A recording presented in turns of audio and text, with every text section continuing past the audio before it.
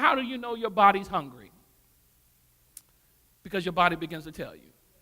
Your stomach starts to growl, starts giving you indications that you need something inside of you. You start tripping, and you're like, okay, no, I'm hungry. I done went so many hours. I done missed out on this food, so I'm tripping, so now I'm hungry. So your body gives you certain indications that it needs some food, and so you satisfy the need by eating. Here's what you got to understand, is that your body doesn't pick. Your body only gave you the indication that it needed something. It's your feelings that make the choice. Oh, come here. So now, with the thing that we got to get is that when your spirit is hungry, sometimes the enemy tries to confuse you with what you're hungry for. Because your spirit says, hey, we need something today. No, there's something that's been missing. I haven't been fed all week. I haven't been fed all month. There's something that I'm lacking in my spirit right now. So your spirit says, I'm hungry, but then your feelings pick and choose what it is that you're about to give your spirit. And so now here it is, because I got to be careful, because what the enemy does, when your spirit is hungry, sometimes the enemy tries to confuse you what you're hungry for. And so the enemy tells you that you think that you're hungry for sex and attention and affirmation, and little that you know is that that's God's calling you, and he's trying to get you closer to him, because that's what you're needing from him. And he's saying, I need to let me feel you again. So now God says, when I feel that hunger, you won't need all these other people around you to be so much to you when I'm feeling you.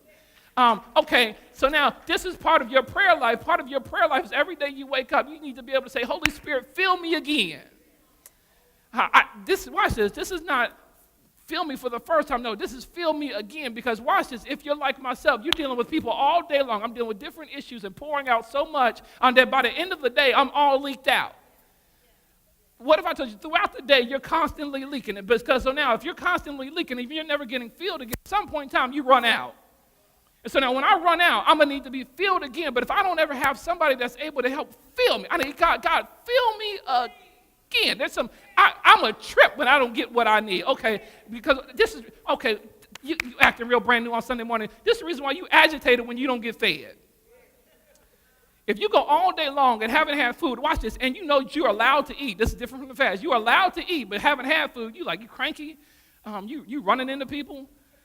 You bumping, you mumbling under your breath, all kind of agitated. Folk can't even talk to you. How you doing? Don't talk to me today. Don't talk to me until after 2 o'clock after I had lunch. And so now because you haven't had what you desire for your body, you have an issue. So now the same thing applies to you spiritually. You're trying to figure out why you act a certain way, why you're doing certain things, because your spirit hadn't been fed yet. So you said, I'm desiring for something, but oftentimes, okay, have you ever ate something you're like, that wasn't it? You thought you wanted it. Where are my pregnant people at? You thought you wanted it, but then after you got it, you're like, that didn't satisfy the need that I thought I had. So God's saying the same thing applies to you spiritually. He says that when you tie in with me, you feeding yourself all kinds of stuff that you think is going to help fill you, then you realize that it's not doing anything. God says that when I fill you, he says, I'm the one who makes the life change for you. And so here we got to deal with this stuff, because I got to get you to understand, I want you to have both God and stuff. I told you, I believe that you can have both and not either or. You can have God and stuff. However, I got to ensure that if you're going to get the stuff, you need to get God first. Okay, let me give you some Bible real quick. Matthew 6, this is one of my favorite verses. Matthew 6:33 says, but seek first his kingdom and his righteousness, and all these things will be added to you. So now, if you would just get the order right, you wouldn't have to work so hard. He says, seek me first. He says, come after me first. Do whatever you got to do first. In other words, here's another way of looking at it. When you take care of God's business, God will take care of your business. He says, come after me first, and once you do that, everything else that you need or desire, he said, I'll make sure you're taken care of.